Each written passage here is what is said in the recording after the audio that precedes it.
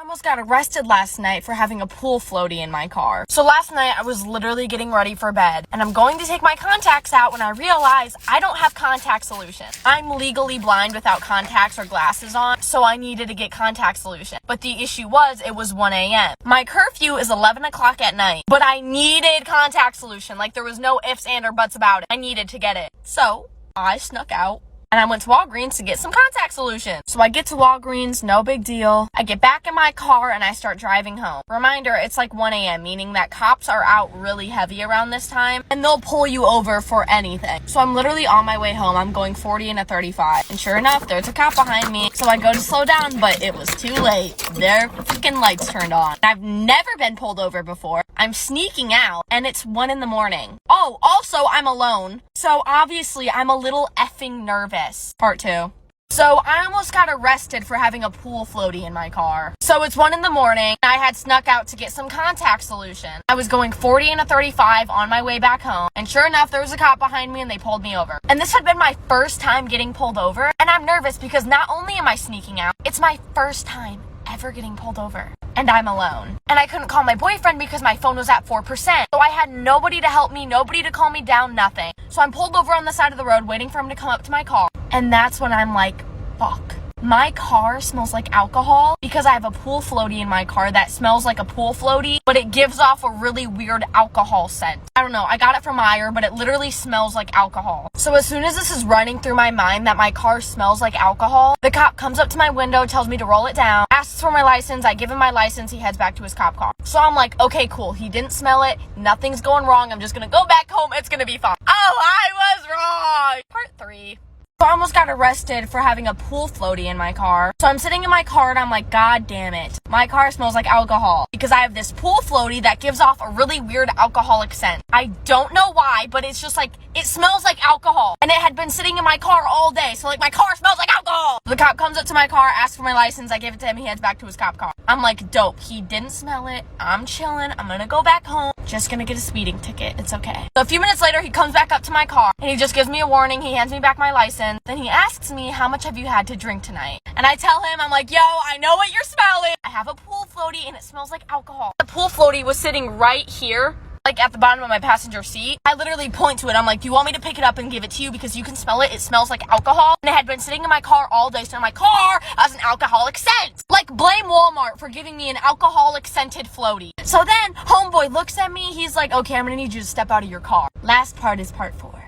I almost got arrested for having a pool floaty in my car. So the cop asks why my car smells like alcohol. And I try telling him that the pool floaty in my car gave off an alcoholic scent. I don't know why, but the rubber just smelled like alcohol on the pool floaty. And it had been sitting in my car all day, so now my car smells like alcohol. He looks at me, he goes, I'm gonna have you step out of the car for me. At this point, I'm like, oh my God. I'm literally about to go to jail. I'm literally gonna go to jail. And reminder, it's 1 a.m. and I had snuck out of my house too. So now I'm like, oh my God, what if they call my dad? My dad's gonna be fucking pissed. So I step out of my car and they had me do like the, where you walk in a straight line. They put the flashlight in your eyeballs, do the 1,000, 2, 1,000, that shit. They had me do that. I did perfect on it. I was tired, but I was not under the influence. So then he has a second cop show up. And they both talk to me. They're like, okay, here's just a warning. Make sure your car doesn't smell like alcohol. Don't go 40 and a 35. And they let me go. Do not buy pool floaties from Walmart. They smell like alcohol. You will get pulled over and almost get arrested. Part 2 about the girl who was obsessed with me. So like I said, she basically told me that those were her nudes, even though I took the pictures and I knew they were mine. But I was like, okay, whatever, I'm not gonna argue with her. Well, then I get a text from my boyfriend and he goes, what the fuck, you're so weird. Why would you send me somebody else's nudes? And I'm just sitting there like, what the fuck? And I tried to explain to him that I had no fucking clue why this girl was saying they were hers. But then he said that I was weird as fuck and he broke up with me. So like a week later, I see them walking around school together. And my friends tell me that they're now dating. And I really wasn't that mad about it. I was like, okay, maybe that's the only way that she could think of to get a boyfriend. Well, I forgot that my Instagram was logged in on his phone because he had super bad trust issues and wanted to make sure I wasn't cheating on him. So I text him and I'm like, hey, can you take my Instagram off your phone? And I saw that he read my text message, but I got no response. Well, a week later, you guys are never gonna guess what fucking happened. Like, This is why you should never go scuba diving in a big group. This is a picture of Tom and Eileen Lonergan, and on January 25th, 1998, they had no idea what was about to happen to them. They wanted the chance to scuba dive in the largest coral reef system in the world. So they set sail with 26 other people and went 25 miles away from the coast of Queensland, Australia, which was their original location. Tom and Eileen only thought they'd be going scuba diving for 40 minutes and they'd come back up and then they'd go back to their hotel. So after about 40 minutes, everybody boards the boat and they go back to Queensland. The next day, another group of divers go out to the same location and one of the divers found dive weights at the bottom of the ocean. They didn't think anything of it until they couldn't find Tom and Eileen. It had been 2 full days until anybody even noticed that they were gone. The people in the group with them just assumed they were out doing stuff or seeing Australia. People wanted to check on them to see if they were okay, so they went to the Lonergans' hotel room, and sitting outside of their door was their luggage. And that is when everybody realized they left them behind, because it had been 2 days and their luggage was untouched. Running out of time, but Okay, story time. So I work at a jewelry store, and today a man came in looking for a gift for his wife for their 10th year anniversary.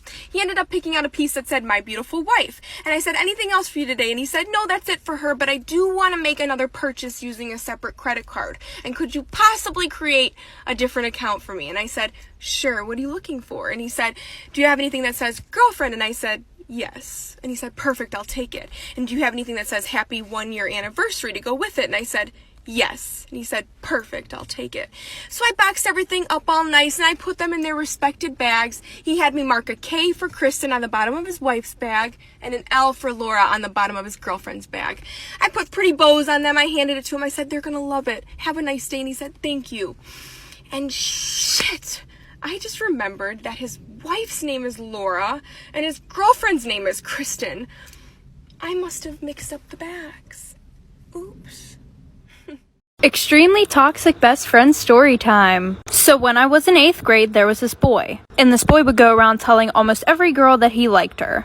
And I was one of those girls. And he would do stuff with all of us. And there were like 11 of us. So we all hated each other. Especially this one girl, and we're gonna call her Abby. And every time we saw each other, we would be super mean to each other. Well, a year passed, we stopped talking to this kid, and I bumped into her at homecoming and basically apologized. So after that, we became best friends. And everything was good until every time I told her about a guy, she would start talking to them. Like this one boy that I was Snapchatting and talking to, she accidentally sent nudes to him and said, "Oh, sorry, I meant to send them to my boyfriend." So then she called one of my other best friends and said, "No, it actually wasn't an accident." Story time about my extremely toxic boyfriend. So when I was in high school, I was dating this boy for 3 months. We're gonna call him Nick. And my friends hated him because he was super mean to all of them, but he was super nice to me. Well, after dating for about a month, he started acting super weird. Like he stopped paying attention to me, he didn't want to hang out with me. And I was going through a depression this time because my dad had just died. I wasn't really doing my makeup anymore, I wouldn't do my hair anymore, and I started gaining a little bit of weight because all I would do is sleep in bed all the time, eat 24/7. Well, soon our 2 months was coming up, and he wanted to go to this party. So I literally begged him to FaceTime me, and I was asking him, "Oh, what should I wear?" So I put on this dress that was really tight-fitting, which I was already super uncomfortable about wearing because of the fact that I had a little bit of a belly now. So he picks me up, we go to this party, and I go and I start hanging out with a few of my friends. Well, one of my friends comes over and shows me something that he posted on his private story, like for part 2.